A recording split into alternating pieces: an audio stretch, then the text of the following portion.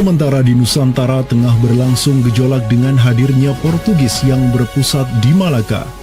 Cucu dari Sultan Muhammad Al-Fatih dari Bani Uthmaniyah, yakni Sultan Selim pertama, berhasil meluaskan pengaruh dan kekuasaannya di dunia Arab.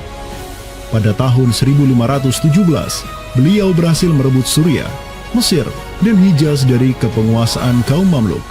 Khalifah Al-Mutawakkil 'alallah ketiga dari Bani Abbasiyah beserta Syarif di Makkah kini menyerahkan kepemimpinan umat Islam sedunia dan pelayanan dua kota suci kepada Sultan Salim pertama, penguasa Uthmaniyah yang bukanlah mereka berdarah Arab.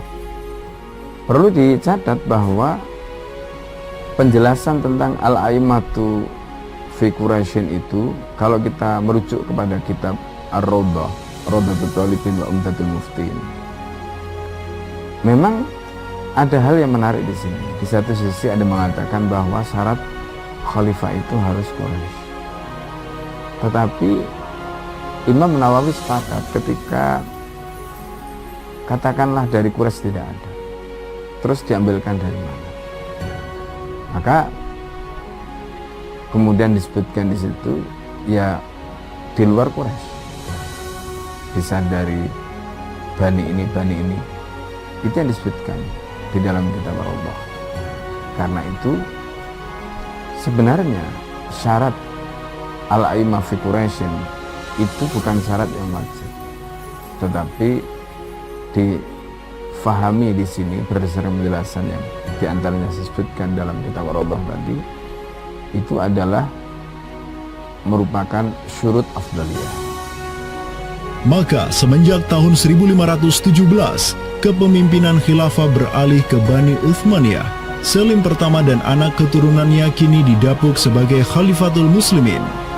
Amirul Mukminin, Khadimul Haramain, Al-Ghazi fil Barraini wal Bahraini, Zilullah fil Alam, Padisyah wa Khilafat Penah. Wilayah khilafah Uthmaniyah terus merangsek Eropa, dan merekalah yang menguasai Laut Mediterania dan juga Laut Merah. Adapun Portugis yang bercokol di Samudra Hindia mulai ketakutan karenanya. Karena dengan munculnya khilafah Uthmaniyah sebagai negara Islam yang adidaya, solidaritas Muslim sedunia akan bangkit kembali karena memiliki perisai kuat di sisinya.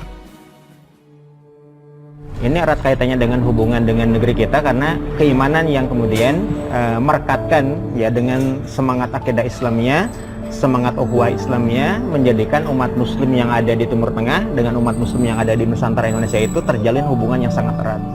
Karena kita tahu bahwa ada ayat Allah Subhanahu wa ta'ala yang menyatakan innamal mu'minuna ikhwah. Sesungguhnya orang-orang beriman itu adalah saudara.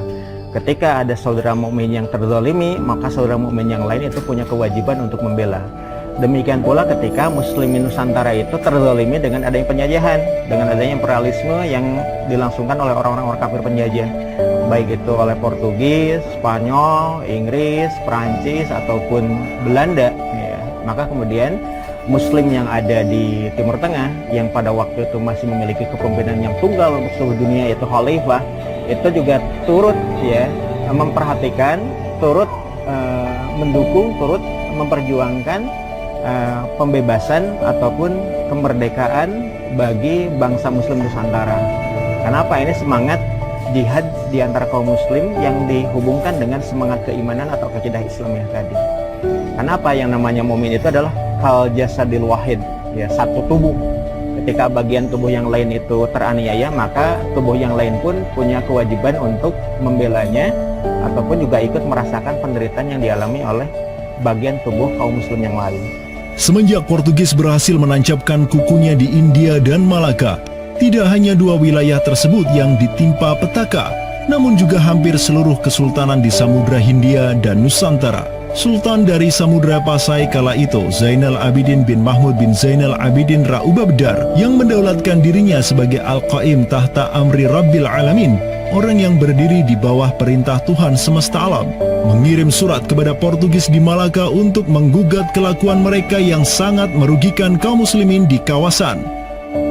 Namun apalah daya, Sultan Zainal Abidin yang ini kemudian dikenal sebagai penguasa terakhir Pasai, karena setelah ia wafat pada tahun 1517, bala tentara Portugis datang ke Pasai dan menaklukkan Kesultanan Islam pertama di Nusantara itu dengan penuh tipu daya. Tak hanya Pasai yang berhasil ditiadakan, Portugis juga mampu menahan serangan pasukan Islam dari Demak sampai Sultannya Patiunus bin Raden Patah syahid di Lumat Muntahan Meriam Portugis pada tahun 1521. Dengan diplomasinya yang culas, Portugis juga menjalin kerjasama dengan kerajaan Pajajaran di Jawa Barat pada tahun 1522.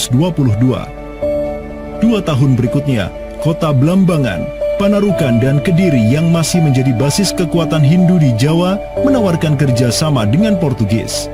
Maka, Portugis banyak sekali mendapat aliansi sesama kafir yang berada di berbagai wilayah di Nusantara untuk bersatu padu menghantam kekuatan politik Islam yang baru tumbuh di Pulau Jawa. Bahkan di Maluku pun Portugis berhasil menancapkan kuasanya semenjak tahun 1536. Berkaca pada kelakuan Portugis yang memerangi umat Islam di Samudra Hindia dan Nusantara, Sultan Sulaiman Al-Qanuni, sang Khalifah Uthmaniyah yang berkuasa sejak tahun 1520, menyatakan peperangan terbuka kepada penguasa Portugis yang berkedudukan di Lisbon, Dom Sebastião. Telah dilaporkan kepada saya bahwa jamaah haji dan para pedagang muslim yang datang dari India melalui laut telah dianiaya. Jika engkau masih membangkang, maka dengan bantuan Allah yang Maha Agung, kami akan melakukan segala yang diperlukan untuk memulihkan ketertiban di negeri-negeri itu, dan tiada guna lagi bagi engkau untuk memprotesnya.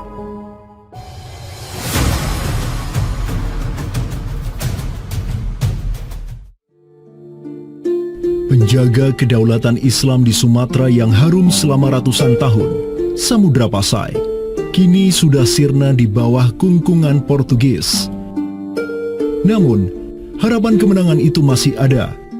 Karena tak lama setelah itu muncul kekuatan baru yang terbit di ujung utara Sumatera, Kesultanan Aceh. Kita mengetahui bahwa Sultan Aceh yang pertama adalah Sultan Ali Mughayat Shah. Ya, beliau wafat tahun 1530. Dan ini merupakan masa yang bersamaan dengan Sultan Sulaiman Al-Qanuni dari Khilafah Utsmaniyah. Prestasi Sultan Ali Mughayat Shah telah dicatat dengan tinta emas sejarah. Kegemilangan Sultan Aceh pertama itulah yang direkam Syekh Ahmad Zainuddin Asy-Syafi'i Al-Malibari, yang merupakan murid dari ulama tersohor Ibnu Hajar Al-Haytami.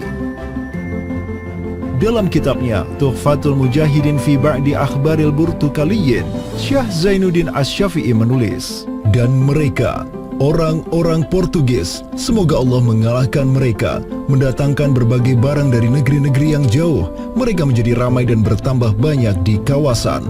Para penguasa berbagai pelabuhan menuruti kehendak mereka sehingga mereka sepenuhnya menguasai pelabuhan-pelabuhan tersebut. Pelayaran hanya dapat dilakukan dengan jaminan keamanan dari mereka.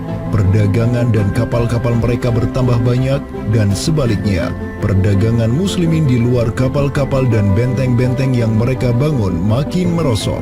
Tiada seorang pun yang dapat merebut kota-kota pelabuhan itu selain Sultan yang mujahid, Ali Al-Asy. Semoga Allah menerangkan kuburnya, karena Sultan Ali Al-Asy lah yang telah membuka Sumatera dan menjadikannya Darul Islam. Semoga Allah membalas kebaikannya untuk kaum muslim dengan sebaik-baik balasan. Kalau kita perhatikan makam Sultan Ali Mughayat Shah, di situ ada kalimat menarik yang terpampang di inskripsi makamnya. Al-Ghazi fil barri wal bahri yansuruhullah. Ya, bahwasanya Sultan Ali Mughayat Shah itu juga dikenal sebagai Al-Ghazi, ya, petarung fil barri wal bahri